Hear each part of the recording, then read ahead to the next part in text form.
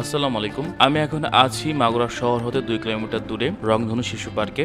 এখানে ঢুকতে গেলে আপনাদের প্রথমেই ফুলের গাছগুলো চোখে বাঁধবে, যেগুলো দেখে খুবই ভালো লাগে। আমরা টিকিট নেওয়ার জন্য সামনে গেলাম। প্রথমত টিকিট ছিল 10 টাকা, পরে এরা বাড়িয়ে 20 টাকা করেছে। তবে 20 টাকায় যে এত কিছু দেখতে পাবো কখনো ভাবিনি। আমি 4 বছর আগে এসেছিলাম, তো 20 টাকা দিয়ে আমরা ঢুকলাম। ঢোকার পরে দেখলাম যে গাছগুলো অনেক বড় বড় হয়েছে। খুবই ভালো লেগেছে আমার। বাচ্চারা যদি এখানে আসে তারা খুবই খুশি হবে। বাচ্চাদের জন্য রয়েছে অনেক রাইড। এখানে আমরা দেখতে পেলাম একটি বাঘের স্তম্ভ এবং হাতি, ঘোড়া, একটি জলপরি অবশ্য আছে, সেটাও আপনাদের পরে দেখাবো। তবে যে ছোট্ট একটি ব্রিজ করা আছে এটা খুবই সুন্দর, কিন্তু আমরা রোদের ভিতরে দুপুরে গিয়েছিলাম, তো প্রচন্ড রোদ ছিল, আমরা খুবই গরমে হাঁসফাঁস করতেছিলাম। ফুলগুলো সব ফুটে গেছে, গাছ একটাও বাকি নেই। আমার সবচেয়ে ভালো লাগে এরা রংধনুর পার্কের মাঝখানে দর্শনার্থীদের বসার জন্য ছোট ছোট ছনের ঘর তৈরি করে রেখেছে।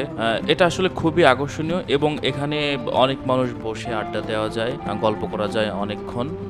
এমন ফুলের ভিতরে থাকতে কাই না ভালো লাগে। একদম শান্তশিষ্ট জায়গা, যেন পাখিগুলো যেন কিচিরমিচির করছে। আমাদের মাগুরা খুবই ছোট্ট শহর, এমন প্রকৃতির মাঝে অল্প খরচে মাত্র 20 টাকায় খুবই দারুণ একটা ব্যাপার। তবে আমি কর্তৃপক্ষের কাছে একটি আবেদন করব, যেহেতু আমাদের এখানে ফ্যামিলি আসবে, বাচ্চারা আসবে, তারা যেন এমন কিছু কিছু অপ্রীতিকর দৃশ্য তাদের চোখে না পড়ে, তারা এই পার্কে এসে খারাপ কিছু মাথায় নিয়ে যায়। তবে আকুল আবেদন থাকবে এটা যেন সংশোধনের দিকে নিয়ে আসে। এবং এরই সাথে শেষ করলাম আমাদের মিনি ব্লগ। এরকম আরো ছোট ছোট ব্লগ দেখতে আমার চ্যানেলটি সাবস্ক্রাইব করে আমার সঙ্গে থাকবেন। সেই পর্যন্ত সবাই ভালো থাকবেন, সুস্থ থাকবেন। আল্লাহ হাফেজ।